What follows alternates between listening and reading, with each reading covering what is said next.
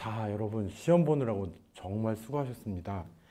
근데 자, 시험은 엄청 쉬웠어요. 자, 앞으로 이제 문제 공개되면서 문제가 이제 깔끔하고 그쵸? 오류 없이 내기 위해서는 이렇게 날 수밖에 없을 것 같아요. 그래서 여러분 이게 사회를 선택하는 사람이 뭐 별명 없지만 그쵸? 소수라고 하더라도 이 사회 과목 선택하신 거 정말 잘한 거예요. 공부하는 분량이 굉장히 작거든요. 여기서 조금 어려워진다고 해도 뭐 여러분 충분히 풀 수 있어요. 또 더 쉬워지면 이제 좀 더 문제가 되겠지만 어쨌든 여러분 기본 이론 강의하고 문제풀이 강의, 모의고사 강의 이렇게 요 하나씩만 딱 들으면 되거든요.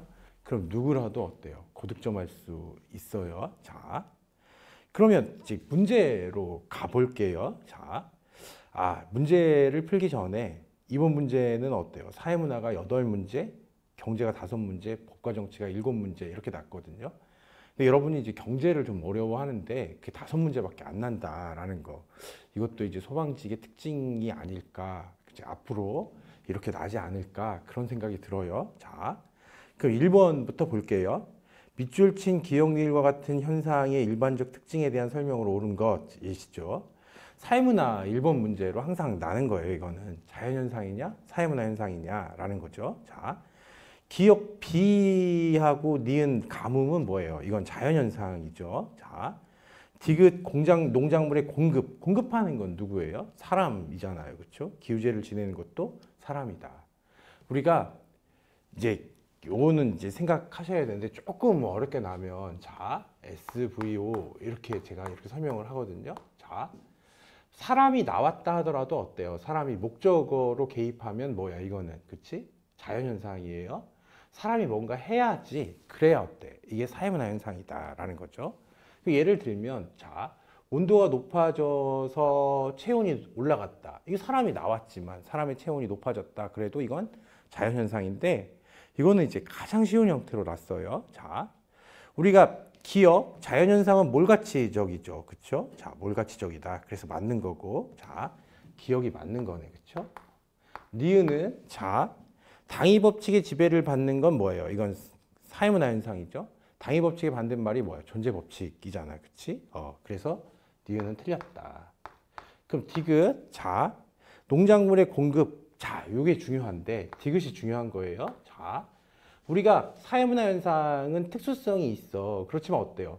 보편성과 특수성이 혼재한다라는 거. 이거 꼭 알아두셔야 돼요. 자, 그래서 문제가 쉬웠지만 굉장히 중요한 지점에서 났기 때문에 여러분이 공부할 것도 있어요. 자, 보편성이 존재한다. 이게 맞는 거예요. 이게 보편성과 특수성이 혼재한다. 그럼 사회문화 현상이고 보편성만 존재한다. 그러면 어때요? 자연현상이에요. 자, 니을, 그쵸? 기후제의 사회문화 현상이니까 어때? 특수성이 존재한다라는 거지. 그래서 우리가 디귿과 니을을 보면 보편성과 특수성이 혼재한다라는 걸 알 수 있어요. 자, 2번은 문화의 태도에 관한 문제예요. 그쵸? A씨가 각각 문화 사대주의, 문화 상대주의, 자문화 중심주의라고 돼 있어요. 자, 우리가 문화 상대주의라고 하는 것은, 문화 상대주의는 자, 이해의 대상, 문화를 이해의 대상으로 본다. 이제 앞으로 시험에 나면 이게 나겠지. 이해의 대상. 이해의 대상으로 보는 것은 어때요? 문화 상대주의야.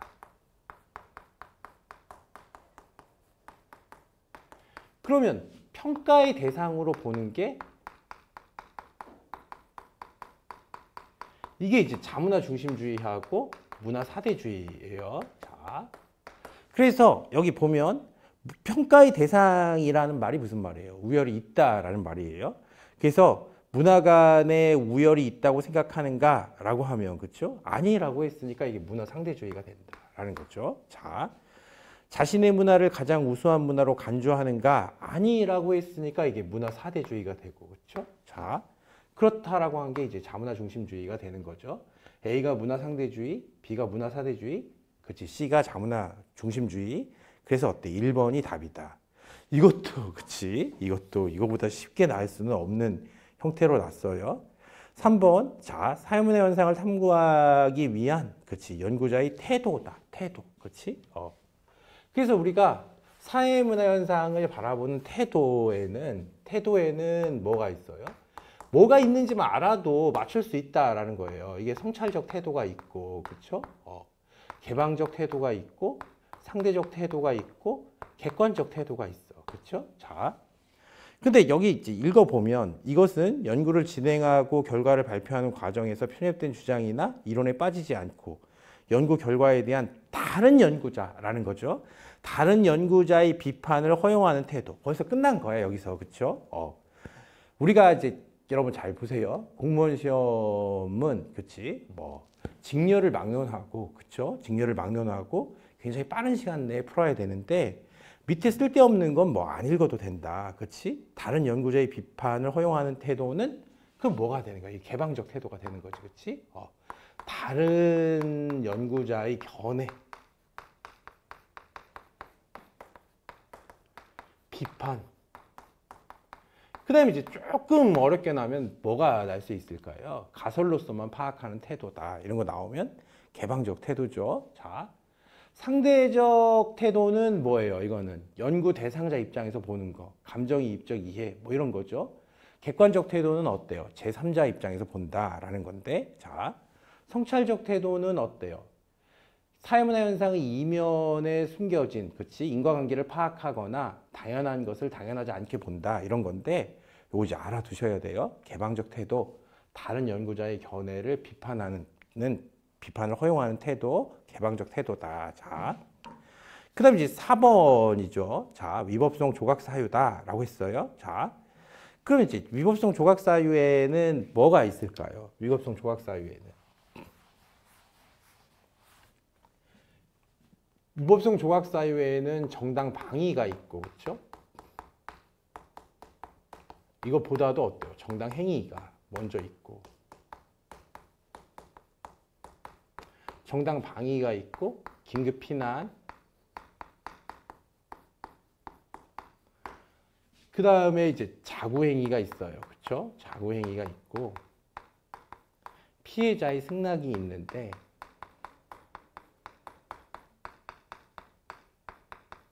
옛날에는 주로 정당방위에 긴급피난이 났었는데 요즘에는 어때요? 정당행위도 많이 난다라는 거죠. 자, 그러면 갑은 친구 을과 말다툼을 벌이다 을이 술병으로 때리자 주먹으로 을의 얼굴 부위를 수차례 때려서 중상을 입힌 혐의로 불구속 기소되었다.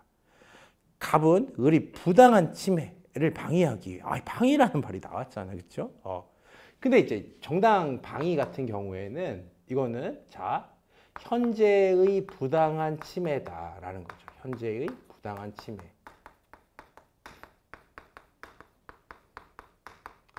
그러니까 침해를 하기 위해서는, 부당한 침해를 하기 위해서는 사람의 행위에만 되는 거예요.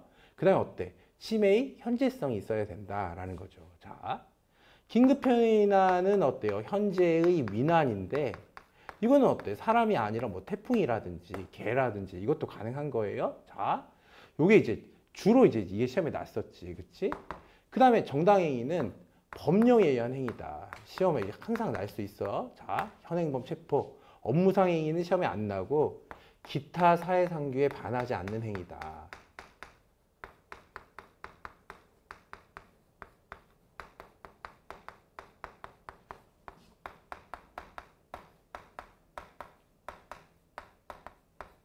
그러면 자, 간은 정당 방위를 인정하지 않았다라는 거죠. 자, 병은 자신의 말로 축사 신축 공사를 위해 레미콘 차량이 진입하려 하자 자신 소유의 자동차를 세워 놓아 공사장 진입을 가로막은 혐의로 기소되었다. 여러분 이게 읽어도 아무 쓸모도 없는 것들은 어때요? 그냥 읽고 마는 거야, 이런 거는. 자, 근데 뭐뭐 법원은 병의 행위가 정당한 동기와, 그 정당하다는 말이 있네요. 그렇죠? 목적에 의한 것이었다 하더라도 공사의 진행을 방해하는 등 방법이나 수단이 적절하지 못해서 사회상규에 동그라미 치세요. 자, 위에는 어때요? 부당한 침해, 방위, 여기에 동그라미 치면 되고 사회상규에 입에됨으로 정당행위를 인정하지 않았다. 그래서 정당방위, 정당행위다라는 거. 이것도 이거보다 쉽게 출제될 수는 없는데 가장 쉬운 형태로 난 거죠. 자, 5번이에요. 헌법 개정 절차다라는 거죠. 헌법 개정 절차. 자, 헌법 개정 절차는 그쵸? 헌법 개정안 제안. 헌법 개정안 제안은 누가 할 수 있어요? 대통령도 할 수 있고 국회 제적 과반수의 의원들도 할 수 있다. 제안되면 어떻게 하는 거야? 공고한다. 공고. 그쵸? 공고는 대통령이 한다라는 거죠. 공고하고 나면 어때요? 국회의 의결을 거쳐서 국민투표로 헌법이 확정되면 자, 그지 공포한다라는 거죠. 그래서 항상 이제 공고와 공포는 어때? 대통령이 한다. 국회 의결은 어때요? 제적 3분의 2 이상의 찬성으로 한다. 제적 3분의 2 이상의 찬성으로 하는 것은 뭐가 있을까요, 여러분? 자, 이거는 그치. 대통령의 탄핵소추 의결이 있고 국회의원 제명 의결 뭐 이런 거 있어요. 헌법은 어때요? 공포하면서 확정되는 게 아니라 국민투표로 확정된다. 뭐 이런 거죠. 자, 그러면 제안은 대통령이 할 수 있다. 답이네, 그치? 자, 남아의 시행 주체는 어때요? 국회다. 가장 전형적으로 중요하다고 하는 것만 난 거예요. 자, 공고와 공포는 대통령이 하는 거지, 그렇죠? 다 국회 의결은 어때요? 국회 제적의원 과반수의 찬성이 아니라 제적 3분의 2 이상의 찬성이 있어야 되고, 국민투표는 어때요? 국회의원 선거권자 과반수의 투표와 투표자 과반수의 찬성이 있어야 돼요, 그렇죠? 요거 다 중요한 거니까 그냥 언제든지 출제될 수 있어요. 자, 1번이 답이다라는 거죠. 다음 내용과 관련이 깊은 법의 종류다라고 했을 때, 자, 자본주의 문제점을 해결하기 위해 등장한 법, 그렇죠? 공법과 사법의 중간 영역에 해당하는 제3의 법 영역, 사회법이네요, 그렇죠? 그럼 사회법에 들어가는 건 뭐예요? 이게 우리가 자본주의 문제점, 빈부격차, 사회적 약자를 구제하기 위한 법은 최저임금법이나 어때? 국민연금법, 환경정책기본법이죠. 행정소송법은 뭐예요? 이거는 절차법이잖아요. 그래서 보기 어려운 것은 2번 행정소송법이다라는 거죠. 하나만 생각해 보면 여기서 시험에 또 앞으로 또 난다고 하면 이런 주제들은 언제든지 나는 거야, 그렇지? 그러면 우리가 공법과 사법이 있다고 했을 때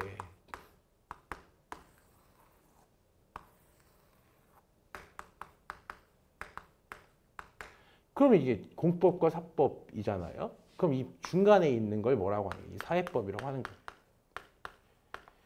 그럼 사회법은 자, 공법의 사법화라고 할까요? 아니면 사법화, 사법의 공법화라고 할까요? 요거는 알 수 있다, 그렇죠? 이거는 사법의 공법화라고 한다. 왜 그러냐 하면 자본가와 노동자들은 어때요? 원래 사법 관계였잖아, 그치? 국가와의 관계가 아니었잖아, 그쵸? 거기에 이제 국가가 개입하는 거니까 사법의 공법화라고 한다. 이거 제3의 법역이라고만 외워놓으면 이렇게 물었을 때 어때? 잘 모르잖아요, 그쵸? 그래서 이것도 알아두면 된다. 자, 그러면 이제 7번이에요, 7번. 자, 다음 갑국과 을국의 의회선거 결과인데 정당별 의석률에 따라서 나타날 수 있는 정치적 상황이다, 그렇지? 갑국, 을국은 모두 의원 내각제를 채택하고 있다라는 거예요. 그 의원 내각제에서는 과반수 의석을 확보하지 못한 정당, 그렇지? 과반수 의석을 확보한 정당이 나타나지 않을 때는 뭐가 나타난다는 거예요? 연립정부가 나타난다. 근데 과반수 의석 확보한 정당이 있을 때는 어때요? 단독 정부가 되는 거지. 그러면 이제 단독 정부가 나타났을 때 이걸 이제 뭐라고 하는 거예요? 양당제. 얘를 이제 다당제. 다당제에서는 어때요? 연립 정부가 나타날 수 있다라는 거죠. 자, 그럼 이제 정당제니까 양당제와 다당제를 묻고 있어요, 지금. 갑국의 정당제도는 을국에 비해 정치적 책임 소재가 명확하다라는 거지. 그걸 이제 여기서 생각을 해보는 건데, 자, 이런 표가 나왔다고 해서 여러분 어려워하실 필요가 없어요. 이건 항상 하는 거야. 자, 그럼 A가, 그렇지, 우리가 정당을 생각해 볼게요, 여기서. 자, 그럼 A당이 있고 B당이 있고 C당이 있다고 했을 때 얘가 60%고, 그렇죠? 얘가 30%고 얘가 5%다라고 했을 때 우리가 C당 같은 건 어때? 있으나 마나한 거잖아. 그치? 정권을 획득할 가능성이 있는 건 A당과 B당밖에 없는 거니까 이런 걸 뭐라고 하는 거예요? 양당제라고 하는 거예요. 양당제는 어때요? 단독 지배가 가능하다. 그치? 그럼 여기서는 어때요? A당에서 수상을 뽑는다. 의원 내각제에서. 이런 걸 단독 정부라고 하는 거예요. 근데 A당, B당, C당 같은 경우에 자, 여기 45%, 여기 35%, 여기 17%다라고 이렇게 돼 있으면 자, 꼭 100이 안 돼도 돼. 이거는 과반수 이상 확보한 정당이 없으니까 A당 혼자는 어때요? 수상을 뽑을 수가 없잖아. 그래서 어때? 그렇지. C당과 연합해서 수상을 뽑는다. 이런 걸 뭐라고 하는 거예요? 단독 정부, 그렇지. 연립 정부라고 하는 거예요. 이때 여당은 뭐가 되는 거야? A당과 C당 모두 여당이 된다라는 거죠. 자, 그러면 이런 상황을 놓고 이제 생각을 해보는 거예요. 갑국의 정당 제도는 을국에 비해서 그렇죠? 자, 정치적 책임 소재가 명확하다라고 하면 누군가 잘못했으면 누가 잘못한 거야? A당이 잘못한 거죠? 이런 경우에 다당제인 경우에는 잘못했어도 누가 잘못했는지 모른다. 그래서 어때요? 우리가 갑국의 정당 제도는 을국에 비해 책임 소재가 명확하다라고 하면 맞는 거다. 그렇지? 적절하지 않은 것을 고르는 거예요.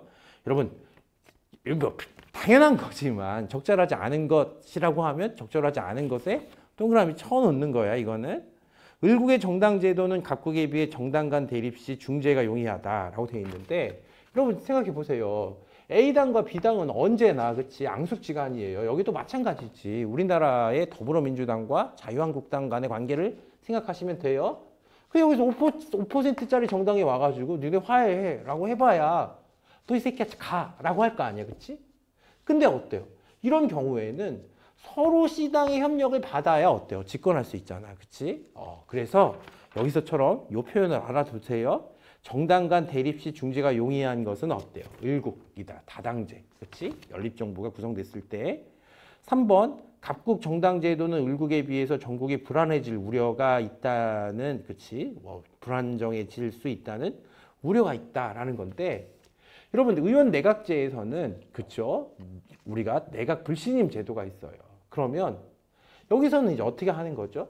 C가 배신하고 B와 붙어서 어떻게 해요? 이걸 불신임한다. 그럼 수상은 뭐 하겠어요? 의회를 해산하겠지. 그럼 다시 어때요? B, C가 연합해서 뭐야? 수상을 뽑고. 또 C가 배신하고 A한테 가면 또 이 짓을 또 해야 되잖아. 이런 걸 뭐라고 하는 거야? 전국 불안이라고 한다. 근데 여러분 잘 봐. 선거에서 이기기가 얼마나 어려운데 자기가 뽑은 수상을 불신임하는 일은 별로 없다는 거지. 그래서 우리가 전국이 불안정해질 수 있다는 우려가 있는 것은 어때요? 다당제가 나타나는 연립정부가 구성됐을 때 그쵸? 자, 을국이다라는 거죠. 자, 4번 갑국의 정당제도는 을국에 비해 다수당 행포로 소수의 이익이 무시될 수 있다라는 거지. 여러분 생각해봐. 이게 의석률인데 의석률이에요. 의석률. A당 같은 경우에는 어때요? 의회를 장악하고 있잖아. 의원 내각제에서 의회를 장악하고 있으면 모두 자동적으로 장악할 수 있는 거죠. 행정부도. 그러면 이 A당을 견제할 수 있는 정치 세력이 어때요? 없단 말이에요. 우리가 갑북에는. 그래서 다수당 행포로 소수의 이익이 무시될 수 있다라고 하는 거야. 이게. 자, 아무래도 이제 다당제 같은 경우에는 17%가 그치? 이 C당을 지지하는 사람들의 의견이 어때요? 의회에서 반영될 수 있는 가능성이 커지겠죠. 자, 그래서 자, 요 문제가 조금 어려웠다고 할 수 있는데 이것도 그치 어렵진 않다. 그쵸? 자, 그지 8번을 보세요. 자, 다음 사례에 대한 법적 판단으로 옳은 것은 자, 갑은 울타리가 쳐져 있던 을은 사유지로 넘어갔다가 객에 물려 전치 4주의 상해를 입었어요. 이에 을은 과실치상 혐의로 불구속 기소되었고, 그렇죠? 지방법원 합의부에 벌금 50만 원을 선고한 원심과 달리, 자, 을에게 무죄를 선고했다라는 거예요. 자, 그럼 여기서 생각해봐요, 여러분. 이에 을은 과실치상 혐의로 불구속 기소되었고, 지방법원 합의부는, 그치? 벌금 50만 원을 선고한 원심과 달리라고 돼 있어, 그치? 그러면 이렇게 뭐 아주 정교하게 풀지 않아도 여러분 이거 뭐 맞출 수가 있는데, 자, 지방법원 단독부가, 그치?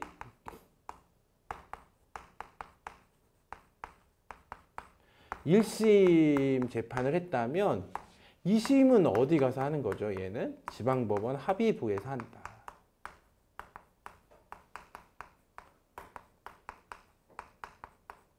그 3심은 이제 어디 가서 하는 거예요? 이거 3심은. 그치? 지방법원 합의부에서 2심을 했다 하더라도 어때요? 우리가, 그치, 대법원에 가서 한다. 지방법원 합의부에서 1심을 했으면 어때요? 고등법원, 대법원. 지방법원 단독부면 합의부, 대법원이 되는 거예요. 자, 그래서 지금 이제 어디서, 그치? 원심과 달리, 여기서, 그치? 원심과 달리 을에게 무죄를 선고했다는 거예요. 여기서, 그치? 여기서 뭐가 나왔다는 거예요? 무죄 선고를 했다. 여기서는 어때요? 과실치상이다. 그치? 과실치상. 그러면, 자, 이제 생각해 보세요. 자, 그래서 법원은 개의 소유자인 을의 과실이 아니라 사유지를 무단으로 들어간 갑의 중대한 실수로 봐야 하기 때문에 을에게 과실치상죄를 물을 수 없다고 판단했다라는 거예요. 그 검사는 대법원에 상고할 수 있겠지. 자, 검사는 어때요? 유죄를 주장하는 자고 피고인은 어때요? 무죄를 주장하는 자인데 무죄가 선고됐으면 어때요? 피고인은 상고할 수 없지만, 그치? 검사는 상고할 수 있다. 다만 여기서 1심 법원 판결에 대해서는 어때요? 항소. 2심 법원, 항소심의 판결에 대해서는 상고할 수 있다. 근데 무죄 선고가 났을 때는 누가 상고하겠어요? 검사가 상고한다. 이게 맞는 거지, 그치? 자, 재판 과정에서 갑이 원고, 을이 피고인이다가 아니라, 그치? 피해자는 어때요? 재판, 형사소송의 당사자가 될 수 없다라는 거예요. 그쵸? 그래서 우리가 검사와 피고인이 당사자예요.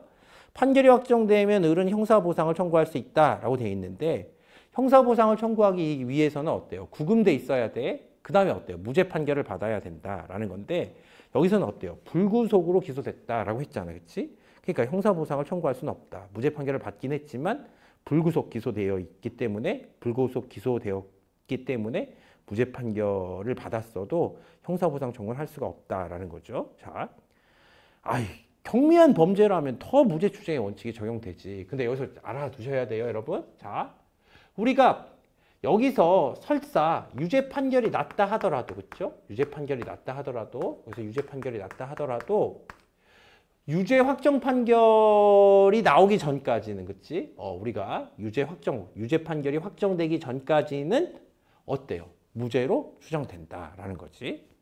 이 대법원에서 어때요? 우리가 유죄 판결이 나기 전까지는 어때요? 무죄로 추정된다라고 말하기가 어려운 게 만약에 항소를 포기할 수도 있잖아요. 그치? 항소를 포기했다 그러면 어때? 유죄 판결이 확정되는 거니까 어쨌든 유죄 판결이 확정되기 전까지는 무죄로 추정되는 거예요. 그래서 경미한 범죄의 의무로 을에게 무죄 추정의 원칙이 적용되지 않는다.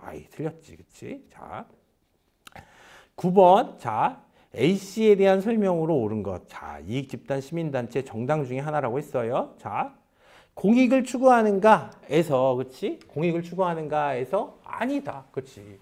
우리가 정당과 시민단체는 공익을 추구하지만 아닌 건 뭐? 시민단체다. 그치? 시민단체.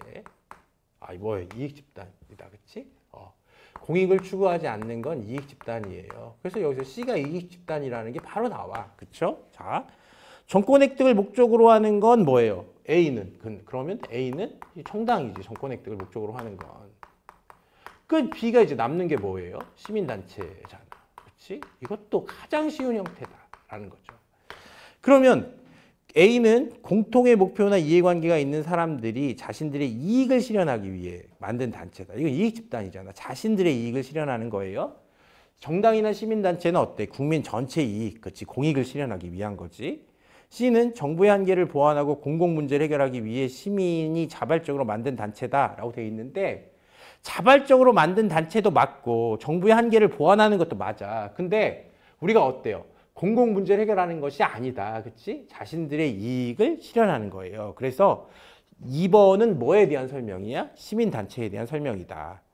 A, B, C 모두 정치 과정에서 영향력을 행사한다라는 거죠. 그래서 여러분 잘 봐. 여기서 공통점이 시험에 나는 거야. 여기서는 공통점. 영향력 행사.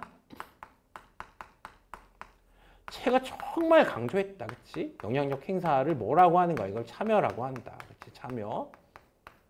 그 다음에 우리가 영향력 행사도 있고, 그치? 여론 형성 기능도 있다. 이거는 공통점이라고 했잖아요. 그 다음에 이제 정치 사회화 기능도 있다.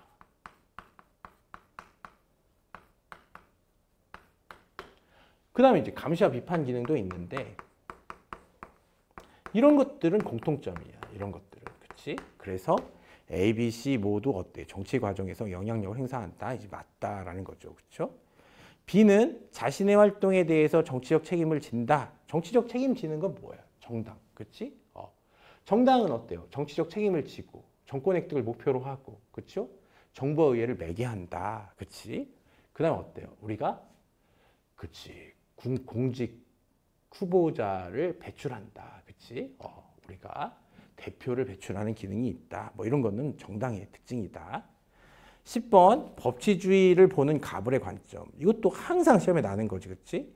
국민의 대표기관인 의회에서 형식적인 절차를 거쳐서 제정된 실정법이라면 법의 내용이나 목적과 목적의 타당성 여부와 상관없이 그 법에 따른 권력 행사는 당연히 구속력을 가진다라고 하면 갑은 뭐예요? 형식적 법치주의다. 그치? 형식적 법치주의.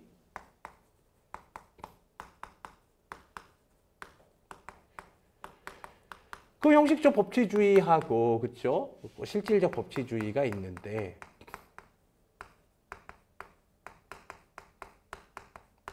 법률의 목적이나 내용까지 보는 건 실질적 법치주의예요. 그쵸? 법률의 목적이나 내용은 문제 삼지 않는 건 형식적 법치주의인데, 이것도 아까처럼 뭐가 나는 거예요? 공통점이 난다라는 거지. 가장 시험에 많이 나는 게 뭐예요? 이거 항상 난다. 다음 시험에 이게 나는 거예요. 자의적 권력 행사를 방지한다. 여러분 잘 생각해 보세요. 형식적 법치주의 나쁜 거, 그치? 이거 좋은 거 생각하면 자의적 권력 행사 방지하면 어때? 왠지 실질적 법치주의처럼 느껴져. 틀렸다, 그치? 그 다음에 인치에 반대한다. 이것도 뭐예요? 공통점. 언제나 공통점이 시험에 나는 거예요. 자, 그 다음에 우리가 기본권 제한 시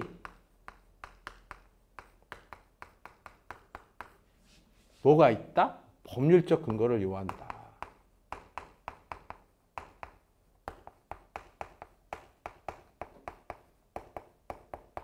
이런 거는 뭐예요? 이거 세 가지는 반드시 알아야 된다. 근데 이제 뭐예요? 형식적 법치주의나 실질적 법치주의나 둘 다 합법성은 강조한다. 실질적 법치주의는 합법성이다. 뭐까지? 정당성까지잖아. 그치? 을은 의회에서 심의되고 결정된 법이라도 어때? 인간의 존엄성과 가치를 존중하는 헌법 이념에 비추어 목적과 내용이라는 말이 나왔잖아. 그치? 구속력을 갖게 됩니다. 라고 돼 있어요. 1번 갑의 관점은 국민의 자유와 권리 보장보다 통치 합법성을 중시한다. 라고 돼 있는데, 그치? 옳은 거. 자, 우리가 국민의 자유와 권리 보장보다 어때? 합법성을 중시한다. 근데 여기서 주의할 것은 을도 합법성 중시해. 자, 2번에서 나왔잖아. 그치? 실질적 법치주의는 어때요? 절차적 정당성과 관계없이 실질적 정당성만 확보되면 법의 효력을 인정한다. 여기서 절차적 정당성이 뭐예요? 이게 합법성이다라는 거지. 그러니까 다시 생각해. 실질적 법치주의도 뭐예요? 합법성을 강조한다는 거예요. 자, 3번 갑과 달리 을의 관점은 국가가 국민의 기본권을 제한하거나 의무를 부과할 때 법의 근거를 두어야 한다라는 거는 둘 다 공통점이라고 했잖아. 그치? 을과 달리 갑의 관점은 통치자를 제외한 모든 사람이 법에 구속되어야 한다고 본다라고 돼 있는데 주의하셔야 돼요. 자, 형식적 법치주의나 실질적 법치주의나 둘 다, 그치? 둘 다. 자, 우리가 어때요? 통치자를 제외한 모든 사람이 법에 구속되어야 한다고 보는 거예요.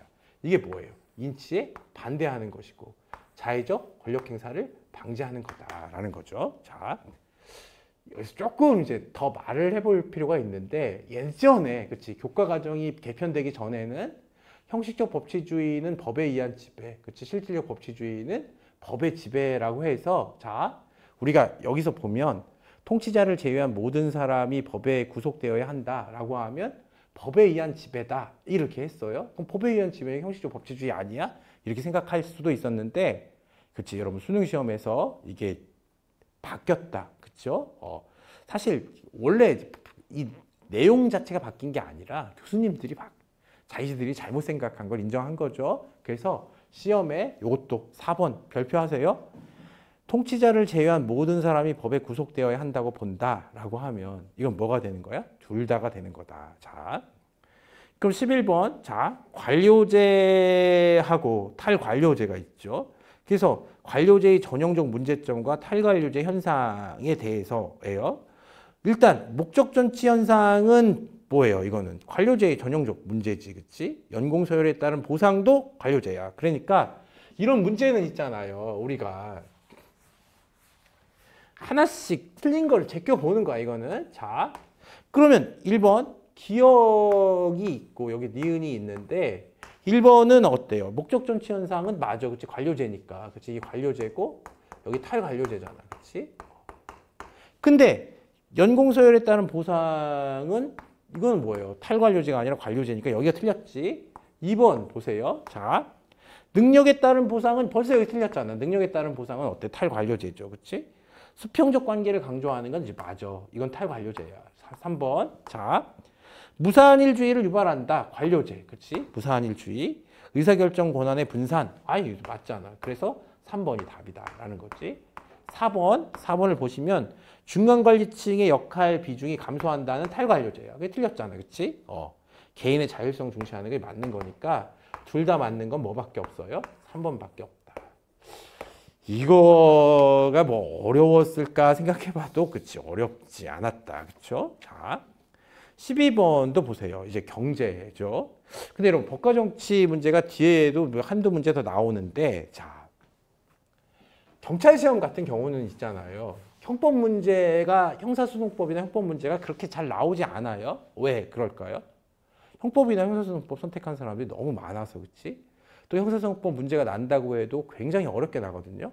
근데 소방직 시험은 어떤 특징이 있어요? 이거는 가장 기초적이고 초보적인 문제가 나는 거예요. 그래서 오히려 어때요? 경찰 시험보다 소방직 사회는 옛날부터 쉬웠지만 이건 이제 어렵게 낼 수가 없다라는 거죠. 자, 12번도 이것도 얼마나 강조했어요. 자, 생각을 해볼게. 자, 12번. 그러면 우리가 여기서 생각을 해보면 고용률 그래프를 이제 그려봐. 그래프를 그렸을 때 여러분이 좀 이게 어려워하는데 어렵지 않다. 그렇죠? 고용률이다. 그럼 이제 지금 얘가 지금 여기서 이쪽으로 갔다는 것은, 그치? 이게 T년이고 여기는 뭐라고 돼 있어요? T 플러스 1년이라고 돼 있잖아, 지금.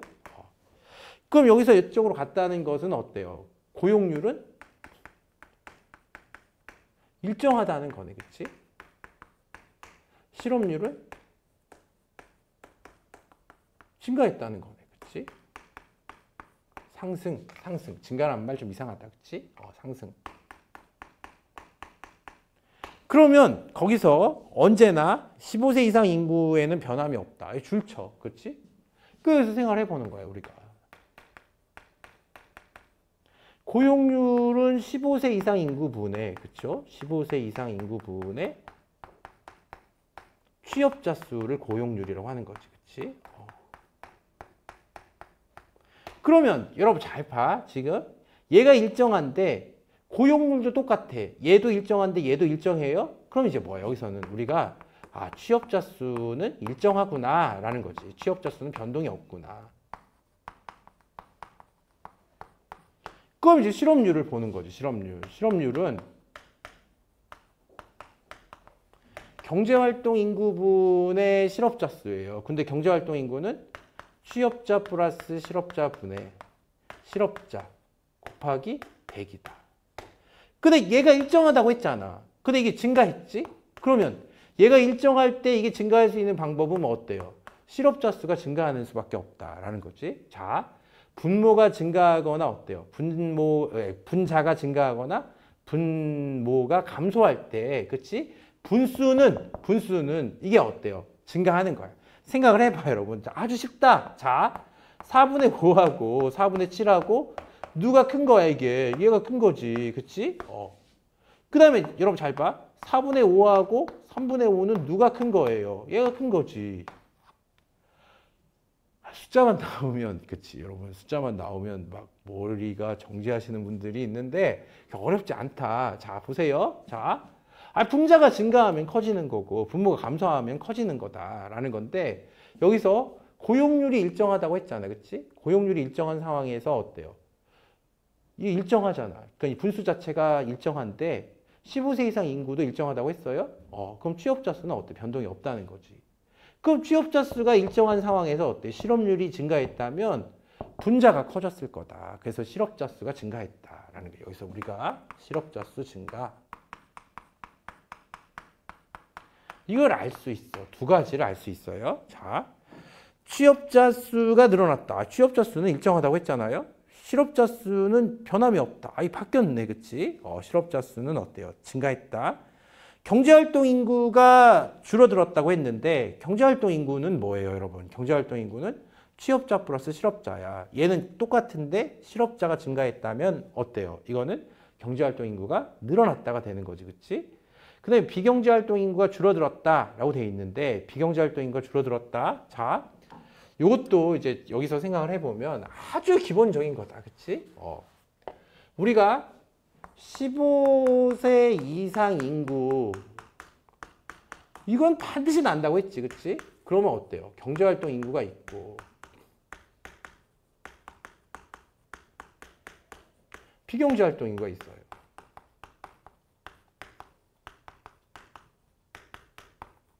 그럼 여기 경제활동 인구에는 뭐가 있다고 했죠? 취업자와 실업자. 처음 하시는 분들은 실업자가 어때? 경제활동 인구에 있다는 것도 약간 그치? 이것도 약간 신기할 거예요. 근데 어쨌든 그럼 얘는 지금 일정하다고 했잖아. 얘는 증가한다고 했죠? 증가. 그 얘도 일정하다고 했잖아. 이것도 일정하다라고 했을 때 자, 이게 똑같아. 그럼 잘 보세요. 경제활동 인구가 늘어났다면 얘는 어때? 줄어들 수밖에 없는 거잖아. 쉽게 생각해, 여러분. 15세 인구 100명이에요. 얘가 50명이었는데 어때? 얘가 60명이 되면 얘는 40명이 되는 거잖아. 그래서 비경제활동 인구가 줄어들었다. 이게 맞는 거다라는 거죠. 자, 13번 보세요. 이것도 그치? 가장 기본적인 문제야. 이것도. 제가 정말 강조했지. 그치? 우리가 자 4개를 그릴 수가 있다고 했지. 그치? 사실 6개인데 여기서 4개만 보는 거야. 자, 그러면 여기에 우리가 여기 언제나 자 우리가 소득, 그치? 소득, 여기 소득 4개가 다 소득이에요. 여기는 소득, 그치? 이게 소득이다. 근데 언제나 세율이 있고, 그치? 세액이 있다. 세율이 있고 세액이 있다는 거예요. 세율이 있고 세액이 있다. 자, 그럼 여기 위에 있는 거를 우리가 이게 누진세라고 해본다면 얘는 비례세예요. 비례세. 자, 그러면 비례세는 있잖아요. 비례세. 자, 이렇게 쓰면 안 되겠구나. 자, 세율, 세액. 그렇죠. 세율, 세액. 얘가 누진세고, 그렇죠? 얘가 이제 비례세다. 이렇게 쓰면, 그쵸? 이게 비례세다. 이렇게 쓰면, 자, 일단 세율이 쉬워요, 여러분. 누진세는 소득이 증가함에 따라서 어때요? 세율이 증가하는 걸 누진세라고 하는 거야. 근데 비례세는 세율이 일정하다. 다시 뭐라고요? 세율이 일정하다. 그럼 세율이 일정하면, 여러분 잘 봐. 이제 100만 원일 때 10만 원이고, 그치? 똑같이 이제 10%씩이라고 해볼게. 그러면 자 이게 소득이고 얘가 세율이에요. 자, 그 여기 세액이 있겠지, 그치? 세액이라는 건 어때요? 세금의 금액이에요. 자, 그럼 100만 원의 10%는 10만 원이고 10%는 뭐가 돼요? 이건 20만 원이고 300만 원의 10%는 어때? 얘는 30만 원이다 라고 하면 여러분 잘 봐. 자, 세율은 일정하잖아. 근데 우리가 세율은 일정한데 세액은 어떻게 되는 거야? 얘가 늘어날 때 정확히 비례해서 늘어난다 해서 세액은 이렇게 그려지지. 그치? 근데 우리가 10, 20, 30 다시 생각해봐. 여기다 20, 30 하면 얘는 어때요? 10만 원, 40만 원, 90만 원 이렇게 되잖아. 그치? 이렇게. 그러면 얘는 149처럼 느껴지니까 이렇게. 그치? 이렇게. 근데 여러분 잘 봐. 시험에는 언제나 뭐가 나는 거예요? 얘하고 나는 거야. 이거하고. 왜 똑같이 생겼잖아. 똑같이. 색이면 뭐가 되는 거야? 이게 비례세. 세율이면 누진세인데, 자, 여러분 잘 봐. 이걸 어떻게 구별해? 누진세는 쉽잖아요. 소득이 증가할 때 세율이 증가한다 그러면 어때요? 얘는 누진세. 여기 세액이 있으면 뭐야? 그거 아닌 거는 뭐야? 비례세밖에 없잖아. 그치? 그래서 이제 13번을 봐봐, 여러분. 13번. 자, 세율이 소득이 증가함에 따라 세율이 증가했지. 그러니까 가가 이제 뭐야? 이게 누진세야. 가가 누진세고, 우리가 세액이, 그치? 소득하고 세액이 비례한다. 그럼 얘가 뭐가 되는 거야? 이게 나가, 그치? 얘가 비례세가 되는 거예요. 자, 그러면 누진세가 적용되는 예로 우리나라의 부가가치세를 들 수 있다. 부가가치세는 어때? 비례세죠. 그쵸? 밥 한 발을 10개 사나 100개 사나 어때요? 전부 다 10%가 적용돼. 자, 2번. 나는 과세대상 소득에 관계없이 세율이 일정하다. 다시. 세율이 일정하다. 그럼 뭐예요? 이 비례세다. 그치? 이거 말고도 세액이 일정하다. 세율이 일정하다. 다 많은데 시간 관계상 요거 쭉 알아두셔야 돼요. 자, 역진성, 조세부담의 역진성이 나타난다라고 하는 것은 여러분 자, 조세부담의 역진성. 자, 역진세라는 게 있어. 근데 이건 불공평한 세금이라는 뜻이에요. 그래서 조세부담의 역진성이 나타난다 그러면 비례세가 되는 거예요. 그렇지? 비례세가 된다라는 거죠. 우리가 여러분 뭐가 공평하냐? 그러면 이건희 회장님은 어때요? 그렇지? 몇 천억씩 버니까 40%씩 내도 산단 말이에요. 근데 100만 원 버는 사람한테도 10%를 떼가는 거는 이게 불공평하다고 하는 거예요. 그래서 비례세는 그렇지? 역진세의 성격이야. 역진세는 아니지만 역진세의 성격, 즉 불공평함이 나타난다라는 거지. 그래서 가보다 나가 역진성이 나타나는 거예요. 그렇지? 자, 그 소득 재분배 효과가 큰 것은 뭐예요? 얘는 소득 재분배 효과가 없어. 소득 재분배 효과가 큰 것은 누진세지. 가예요. 자, 그 다음에 우리가 자 14번 물가 상승 요인이다 라는 거지. 이것도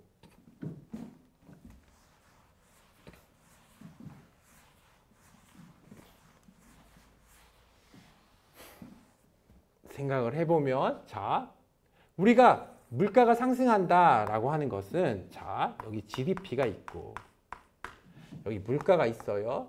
그럼 얘가 총수요고 총 공급이 있는데 자 여기서 이제 말하는 거는 총수요가 증가할 때 그치? 이게 물가야 물가 그치? 물가가 상승했잖아 그치? 그러니까 모든 상품의 가격 수준을 물가라고 하는데 그치? 총수요가 증가할 때 물가가 상승한다라는 거죠. 그럼 총수요는 언제 증가하느냐라고 하면 통화량이 증가할 때, 그렇지? 통화량이 증가하면 총수요가 증가하고 총수요가 증가하면 물가가 상승한다. 이제 이거예요, 그렇죠? 요거. 자, 그 다음에 이거 말고도 있잖아요. 총수요가 뭐냐? 이걸 이제 아셔야 돼요. 이거 총수요. 자, 총수요는 소비 지출에다가 투자 지출에다가 정부 지출에다가 그 다음에 어때요? 수출에서 수입을 빼준 거다라는 거예요. 수입을 빼준 거. 그 한 조금만 생각을 해본다면 우리나라에서 생산되는 물건에 대한 수요야, 그렇지? 우리나라에서 생산되는 물건에 대한 수요인데 우리나라에서 생산되는 물건은 누가 사가는 거예요? 가게, 기업, 정부가 사가고 외국에서 사가. 근데 우리나라에서 생산되는 것만을 계산하기 위해서는 수입된 것은 어때? 빼야 된다. 여러분 휴대폰 보세요. 갤럭시 S 뭐 8, 9 뭐 이런 것도 있지만 아이폰은 수입된 거잖아. 그렇지? 그래서 수입된 것은 우리나라에 생산된 게 아니기 때문에 우리나라 상품에 대한 수요라고 할 수 없어서 수입을 빼준다. 그래서 너무 많이 쓰기 때문에 얘는 소비 지출, 투자 지출, 정부 지출, 수출에서 수입을 빼준다. 익스폴트, 엠폴트라고 하는 거야, 이거는. 자, 그래서 이거를 다시 써주면 소비 지출, 투자 지출, 정부 지출에서 넷 익스폴트라고 해서 순수출이라고 하는 게 순수출. 자, 그럼 이제 여기서 보면 이런 것들이 증가하면 어떻게 돼? 총수요가 증가하니까 물가가 상승하겠지. 자, 순수출이 감소하면, 여러분 잘 봐. 순수출이 감소하면 어때요? 총수요 감소하니까 물가 하락하지. 정부 지출이 확대다. 그렇죠. 정부 지출 확대되면, 그렇지. 물가 상승이다. 기업 투자 축소는 어때요? 투자 지출 감소니까 이건 물가 하락. 그 다음에 이제 여기 한 거야. 그 다음에 통화량을 생각해 보는 거예요. 통화량. 자, 쉽게 생각해 봐, 여러분. 자, 돈의 가치가 이제 생각을 해보면 돈이 많아지면 어때요? 돈이 많아지면 돈이 흔해지니까 돈의 가치가, 그치? 감소하고 물건의 가치가 어떻게 되겠어요? 이게 높아질 거 아니에요. 그치? 물건 가격이 올라간다. 그걸 뭐라고 하는 거예요? 물가 상승이라고 한다. 그러면 우리가 통화량을 증가시키는 방법에는 뭐가 있느냐라는 게 통화량을 증가시키는 방법에 자, 우리가 재할인율 인하, 그치? 재할인율 인하, 지급준비율 인하. 뭐 이거는 쉽다, 그치? 재할인율이 뭐냐 하면 한국은행이 은행들에게 빌려주는 이자율을 재할인율이라고 하는 거야, 그쵸? 그러면 재할인율이 인하되면 은행들이 한국은행으로 돈을 많이 빌려가서 다른, 그치? 가게나 기업에 돈을 많이 빌려줄 거 아니야. 대출이 늘어나서 통화량이 증가한단 말이에요.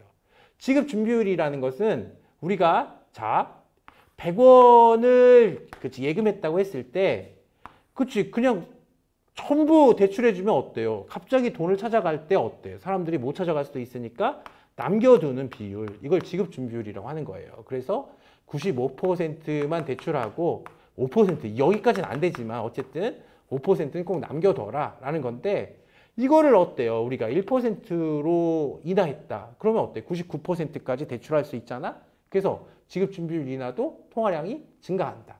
이건 금방 알아. 근데 이걸 이제 우리가 국공채 매입이다. 요걸 외우세요. 국공채 매입. 정말 잘 많이 난다. 라는 거예요. 그치? 그럼 여러분 생각해봐. 여기 시장이 있고 여기 한국은행이 있을 때 시장에서 뭔가 사갔다. 그치? 국채나 공채를 사갔다. 그치? 국채나 공채를 사갔다. 라고 하면 한국은행에서 뭐예요? 우리가 돈이 나올 거 아니에요. 강제로 뺏어갈 수는 없는 거니까. 그치? 그러면 은행에서 시장에 돈이 나가는 것을 뭐라고? 통화량 증가라고 한다. 그래서 재할인율 인하, 지급준비율 인하, 국공채 매입 이 세 가지가 되면 통화량이 증가해서 물가가 상승한다라는 거죠. 자, 그래서 거기 보세요. 중앙은행의 국공채 매입, 그치? 지급준비율 인하. 자, 그래서 여기서 이제 생각을 해봐. 기억은 자, 순수율 감소. 틀렸지, 그치? 니은 자, 정부 지출 확대. 맞잖아, 그치? 디귿 자, 우리가 기업 투자 축소. 틀렸지, 그치? 니을 얘는 어때요? 우리가 국공채 매입. 맞잖아, 그치? 그 다음에 중앙은행의 지급준비율 인하다라고 하면 맞다. 그래서 니은, 니을, 미음이 된다라는 거지. 자, 15번. 자, 개인과 사회의 관계다. 자, 여러분, 개인과 사회의 관계하면 어때요? 사회 명목론, 사회 실제론이다. 라는 거지. 사회 명목론, 사회 실제론인데, 여기서 이제 여러분 알아야 되는 거는, 그쵸? 자, 한번 읽어볼게요. 한 사회의 모든 구성원은 동일한 관습, 언어, 가치관을 공유하며 공통된 정치적, 경제적 제도의 틀 안에서 생활한다. 이 틀을 무시하거나 그에 반대되는 행동을 하면 물리적으로든 정신적으로는 제재를 받게 돼. 개인이란 언제나 그랬듯 이 틀 속에서 태어나 이것을 통과해 나갈 따름이다 라는 거는 이 틀이 뭐야? 이게 사회 구조야, 그치? 사회 구조에 뭐를 받는다는 거야, 그치? 구속성, 강제력을 받는다, 그치? 강제를 받는다 라고 하면 이걸 뭐라고 하는 거야? 사회 실제론이라고 한다. 그럼 이제 사회 실제론의 반대가 뭐예요? 사회 명목론이다. 사회라는 건 실제로 존재하는 것이 아니라 어때? 이름뿐이다. 존재하는 것은 개인일 뿐이다. 이런 말이에요. 자, 그러면 이런 게 중요한 게 아니라 여러분 잘 봐. 우리가 여기 선지에서 보면 사회의 속성은 개인의 속성으로 환원될 수 있다라고 하면 사회 명목론이지. 다시 외워. 환원이란 말이 나오면 얘는 어때? 사회 명목론이다. 쉽게 생각을 해볼게요, 여러분. 우리가 자, 일본 사람들을 개인적으로 만나보면 어때요? 굉장히 착하다, 그치? 굉장히 착해. 자, 그 일본이란 나라는 어떻죠? 그런 착한 사람들이 왜 그런 나쁜 짓을 했을까라는 거예요, 그치? 그래서 뭐 위안부 할머니 이런 생각해보면 어때요? 일본 사람들은 어떨까 해서 일본 사람 한번 들어봤더니 우리 예상과 달리 굉장히 착했다. 그럼 뭐가 되는 거예요? 사회와 개인이 다르다는 거예요, 그치? 사회의 속성과 개인의 속성이 다르다. 이걸 뭐야? 사회 실제론이다. 그러니까 개인과 구별되는 사회가 실제로 존재한다는 건데 사회라는 건 존재하지 않고 개인만 있다는 거니까 개인이 착하면 어때? 그냥 사회는 그치? 착할 수밖에 없다. 그래서 사회의 특징, 사회의 속성은 개인의 속성으로 뭐라고 하는 거야? 이거를 환원이라고 환원, 그치? 환원된다라고 하면 어때? 사회 명목론이야? 틀렸다. 사회란 결국 개인을 위해 존재하는 것이다. 그치? 개인만 존재하는 거니까 어때요? 사회가 개인을 위해 존재한다라고 하면 어때요? 사회 명목론. 그래서 여기서는 사회 명목론에서는 어때요? 개인을 강조한다면 사회 실제론에서는 뭘 강조하는 거야? 사회를 강조한다라고 하는 거예요. 그래서 이것도 사회 명목론이다. 디귿, 사회는 개인 외부에 독립된 실체로 존재한다. 그치? 개인과는 다른 특징을 갖는다라는 거예요. 그치? 디귿이 맞는 거고 개개인의 의식 개선보다는 어때? 제도를 개혁해서 사회 구조 자체를 바꾸자라고 하는 게 사회 실제론. 그래서 어때요? 디귿, 니을. 15번 문제는 이거는 어때요, 여러분? 우리가 누구라도 다 풀 수 있다라는 거지. 16번 사회 계층화 현상에 관한 개념이다. 그치? 사회 계층화 현상에 관한 개념에는 뭐가 있어요? 우리가 계급과 계층이 있다라는 거예요. 그치? 그럼 마르크스란 사람이 어때요? 마르크스란 사람이 계급이란 개념을 만들었는데 이것만 가지고는 어때요? 사회 불평등에서 설명할 수 없으니까 베버라는 사람이 다시 어때요? 계층이라는 개념을 만들었어. 근데 계급이 뭐야? 라고 하면 이게 경제적 지위를 계급이라고 하는 거야. 그러니까 경제적 지위만으로는 설명되지 않는다라고 해서 계층은 계급, 경제적 지위 말고도 정치적 권력도 봐야 되고 사회적 위신도 봐야 된다라는 거예요. 그렇지? 자, 그래서 계급, 권력, 위신 이걸 합해서 뭐라고 하는 거예요? 계층이라고 한다. 계층. 자, 그러면 이제 가는 경제력, 지위, 권력 등 다양한 요인에 따라서 사회 구성원을 구분한다. 그럼 어때? 이게 가네. 그치? 그럼 나는 어때요? 생산수단의 소유 여부에 따라서 사회 구성원을 두 부류로 구분한다. 라고 하면 생산수단을 소유한 그치 자본가 계급과 소유하지 못한 노동자 계급으로 그치 경제적 지위를 구분한다. 그럼 어때? 이게 그치 계급이다라는 거예요. 구성원의 위치에 따른 집단 귀속의식을 중시한다라고 하면 자 여기서 집단 귀속의식을 중시하는 것은 어때요? 이거는 그치 계급이다. 여러분 저는 제가 노동자라는 걸 알아요. 이건희 정님은 어때요? 자기가 자본가라는 걸 알지? 근데 사실 내가 계층에서 내가 중층인지 하층인지 상층인지 잘 모른다. 저만 모르는 게 아니야. 옛날에 한 10년 전에 보면 어때요? 우리가 자 10년 전에 10년, 15년 전쯤 보면 당신 어느 계층이야? 그러면 어때요? 다 95%가 중산층이라고 했다. 자기가 어느 계층에 속하는지도 모르는데 어때요? 귀속의식을 가질 리가 없잖아. 그치? 2번 나는 이건 어때? 계급인데 개인의 노력을 통해서 얼마든지 사회 이동이 가능하다고 본다. 자, 그럼 생각해 봐 여러분. 우리가 150만 원 미만하고 150만 원 이상 1000만 원이라고 하고 1000만 원 이상이라고 했을 때 149만 원 벌다가 150만 원 벌기는 어때요? 굉장히 쉬운 일이잖아. 그러니까 계층은 어때요? 사회 이동이 가능하다고 보는 거야. 근데 제가 지금 기업을 소유해서 자본가가 되는 건 불가능하다. 그치? 자, 그래서 사회 이동이 가능하다고 보는 것은 어때요? 이거는 계층, 가다. 그치? 지위 불일치 현상을 설명하는데 가가 나보다 유리하다라는 건데 꼭 알아두세요. 자, 베버가 지금 계층이라는 개념을 만들어낸 건 뭐예요? 지위 불일치다. 우리가 생각해 보면 양반 있잖아요. 양반. 양반은 어때요? 경제적으로 지주니까 어때? 얘가 관료도 될 수 있었고 학자도 될 수 있었던 거야. 이렇게 생각한 거야. 근데 베버는 자기 교수잖아요. 자기 교수는 어때? 사회적 위신은 상이지만 정치적 권력은 뭐 거의 없다 하고 경제적 돈은 뭐 많이 받으니까 중정도 된다. 그래서 한 사람의 계층이 다를 수 있다. 한 사람의 계층이 다를 수 있다는 걸 지불일치라고 하는 거야. 근데 마르크스는 정치적 권력이나 사회적 위신 같은 경우에는 뭐가 결정하니까 그냥 계급이 결정하니까 계급만 보면 된다는 거고 베버는 어때요? 계급만 봐서는 안 되고 정치적 권력이나 사회적 위신까지 봐야 된다라는 거예요. 지불일치하면 계층. 자, 사회 발전을 위해서 사회 계층화 현상은 불가피하다라고 보면 마르크스는 어때요? 이게 사회 불평등 현상은 어때? 사회 발전의 장애물이니까 없애버려야 된다고 생각했고, 자, 우리가 어때요? 기능론, 베버 이런 입장에서는 사회 계층화 현상이 어때요? 불가피하다라고 생각했어요. 자, 왜 그러냐? 생각해 보세요. 하나만. 제가 있잖아요. 저는 의사가 아니잖아요. 그렇지? 의사 선생님 돈 많이 버는 게 저한테 이득이 될까요? 손해가 될까요? 의사 선생님 돈을 많이 벌어야 내가 아플 때 고쳐줄 사람 있을 거 아니야. 그렇지? 그래서 사회 계층화 현상이 불가피하고 오히려 바람직하다라고 하는 게 계층 기능론이 되는 거야. 자, 17번. 우리나라 사회보장제도의 유형 가나의 사례다라는 거죠. 그렇죠? 국민 기초생활보장제도나 기초연금. 여러분 기초 나면 뭐예요? 공공부조다. 그치? 공공부조. 자, 그 다음에 어때요? 국민건강보험제도, 국민연금 나오면 보험이 나왔다. 그치? 그래서 이거는 뭐예요? 사회보험이네. 그치? 자, 보험이라는 게 원래 어때요? 사전 예방적 성격이고 우리가 공공부조는 어때요? 사후 처방적 성격이야. 그치? 국가가 전액 부담하는 것은 어때요? 이거는 그치? 공공부조다.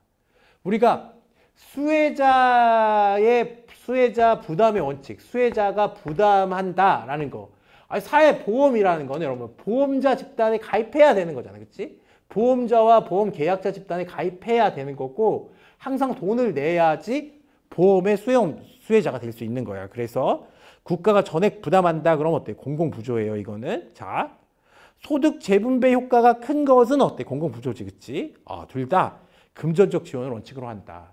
우리가 사회복지제도에는 공공부조, 사회보험, 사회서비스가 있는데 사회서비스는 어때요? 비금전적 지원. 사회보험과 공공부조는 금전적 지원이다. 4번이 답이다. 4번. 자, 그러면 자 보세요. 이제 18번을 보세요. 자, 요것도 이제 18번이 조금 어려웠을 수도 있어요. 여러분. 방학 기간에 고등학교 A는 엄마 B와 함께 백화점에 쇼핑하러 갔어요. 자, A와 B는 어때요? 3층 의류 판매 매장에서 정가의 70%까지 가격 할인을 받아 옷을 구입한 후 쌀을 구입하기 위해 지하 1층 식품 매장에 갔으나 쌀은 할인 판매를 하지 않았다라는 거지. 그치? 자, A는 이윤 극대화를 추구하는 백화점에서 왜 옷을 할인하고 쌀은 할인하지 않는지 궁금해져서 계약을 했더니 어때요? 사회선생님한테 여쭤보기로 했다. 여러분 잘 봐. 탄력성이 굉장히 어렵죠? 근데 굉장히 쉽게 난 거야 이거는. 자, 수요의 가격 탄력성이다.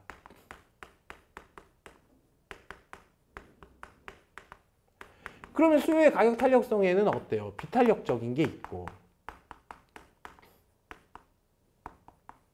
탄력적인 게 있어요. 탄력적. 이것도 뭐 다 설명할 수는 없는데 자, 그럼 얘는 어떻게 되는 거야? 이거는 0부터 1 사이에 있고 수요의 가격 탄력성이 1보다 크다라는 거예요. 그치? 그 다음에 그럼 수요의 가격 탄력성은 어떻게 되느니? 라고 하면 얘는 가격 변화율 분의 수요량 변화율이다.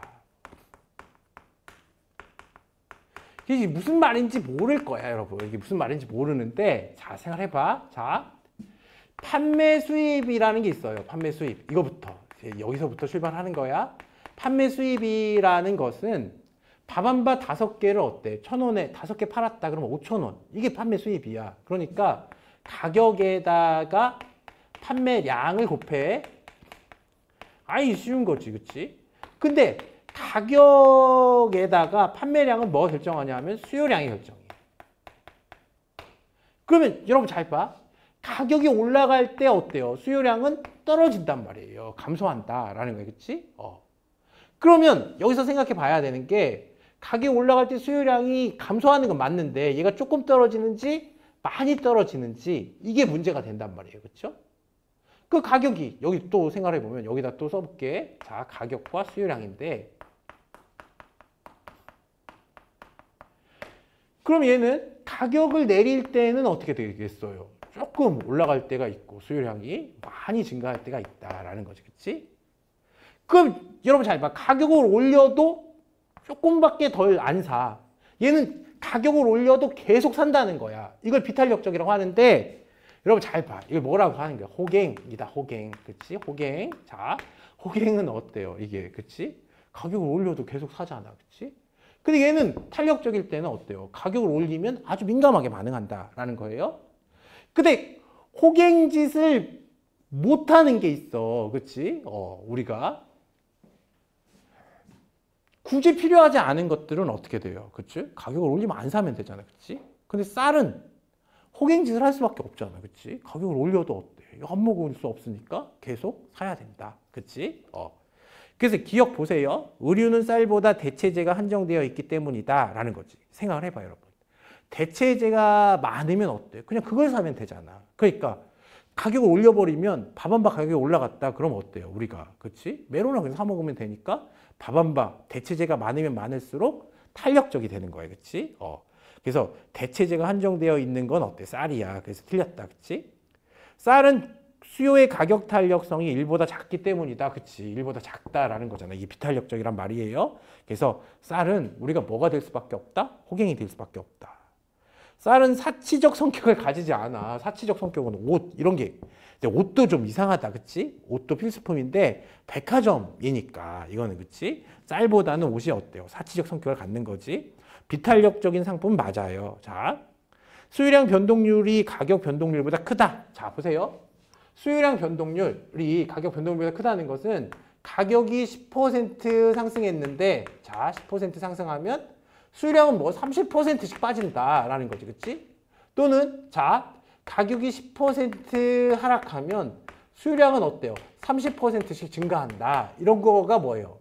이게 더 크잖아. 그치? 자, 수요량 변화율이 더 큰 것을 탄력적. 그래서 이게 사실 절대값으로 표시하기 때문에 여기는 어때요? 관계가 이제 마이너스로 나타나도 이제 플러스로 될 수밖에 없어. 자, 그래서 생각해 보세요. 가격을 조금만 변화시켜도 얘는 어때? 수요량을 확확 변화시킨다. 이걸 뭐라고 한다? 탄력적. 이것도 문제 아주 잘 낸 문제다. 그치?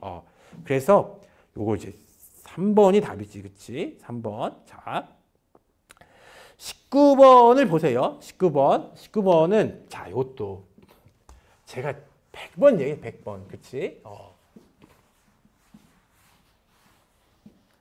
그러면 우리가 가격이 있고, 그치? 가격이 상승하면 뭐가 변한다고 했어요? 수요량이 변한다. 그치? 수요량이 변해.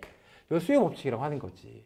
그 가격 이해 요소에는 뭐가 있다고 그랬죠? 소득, 인구, 선호도,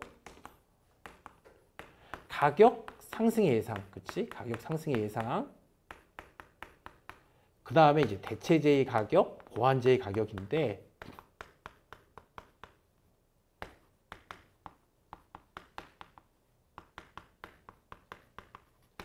그럼 소득, 인구, 선호도, 가격 상승의 예상, 대체재의 가격까지는 다 어때요? 수요와 같은 방향으로 움직인다고 그랬지. 그치?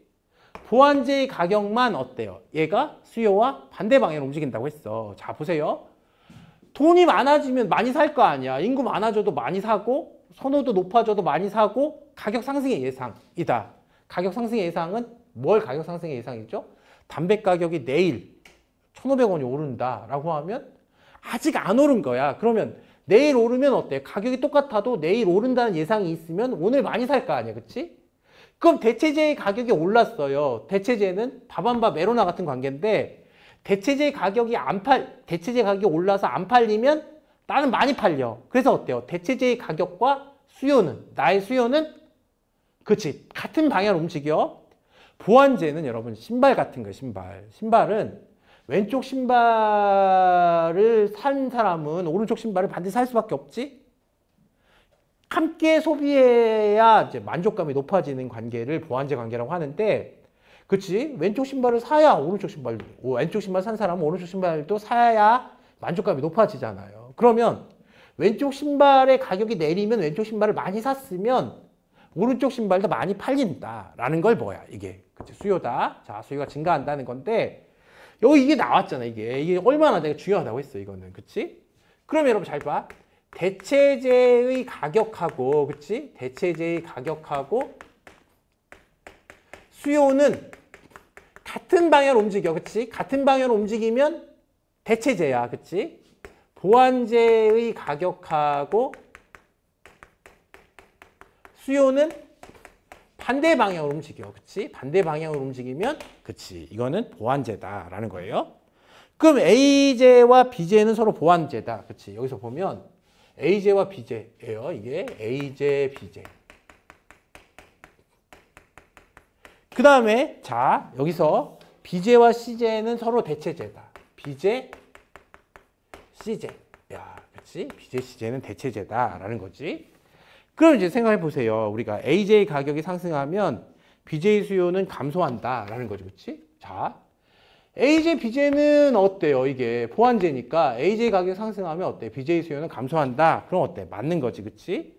AJ 가격이 하락했어요. CJ 수요는 감소한다라고 하면 AJ하고 CJ는 나와 있지 않잖아. 이건 모르는 거야. 이해하셨죠? 그 니은은 어때? 무조건 틀려 이거는. 그치? 니은은 자 기억은 이제 맞는데 니은은 무조건 틀린다. AJ, CJ는 모른다. 이거는 자 AJ 공급이 감소했어. 여러분 AJ 공급 감소는 AJ 공급이 감소하면 어때요? 이게 AJ 가격은 어떻게 되는 거야? AJ 가격은 상승하는 거잖아. 그치? 아, 이게 가격이 나와야 되는 거니까 공급 감소는 AJ 가격 상승했다라는 거지. AJ 가격 상승하면 BJ 가격이 상승한다라는 건데 자 그러면 여러분 잘 봐.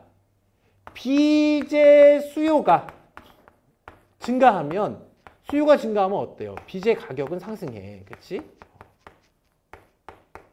그러면 우리가 AJ 가격하고 어때요? BJ 수요는 어때? 이게 반대 방향이 돼야 되는데 얘는 어때요? 같은 방향으로 움직였으니까 이거 틀렸다라는 거지. 그치?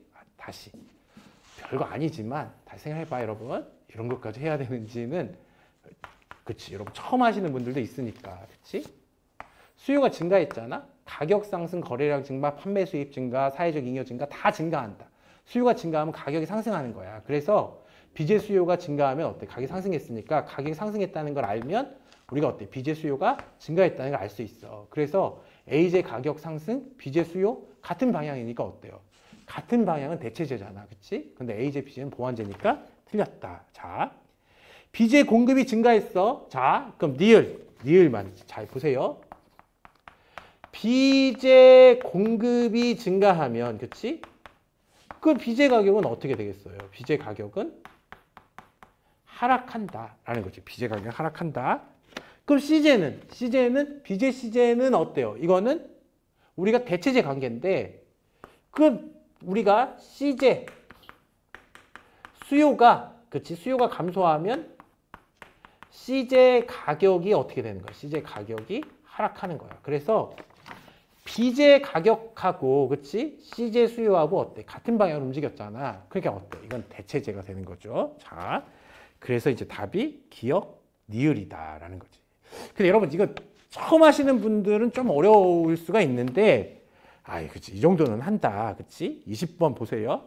제가 이제 여러분이 틀릴 만한 문제였었다고 이제 하나 생각한 게 20번. 이 약간 실수할 수가 있었어. 자, A는 졸업 후 희망했던 회사의 직원이었어요. 그렇죠? 재작년에는 그 능력을 받아서 승진도 했어. 하지만 그는 반복되는 업무에 극심한 피로와 불만을 느꼈고 작년부터는 회사를 그만두고 교사가 되고 싶다는 생각을 자주 해왔다. 그렇지? 결국 올해에는 가족이 만류에도 불구하고 교사가 되기 위해 회사에 사직서를 제출하고 시험에 응시했다는 거예요. 자, 그러면 여기 기억이잖아요. 기억. 직원이죠. 직원. 디귿. 교사. 후천적으로 획득한 지위. 그치? 우리가 기억과 디귿은 A가 후천적으로 획득한 지위이다.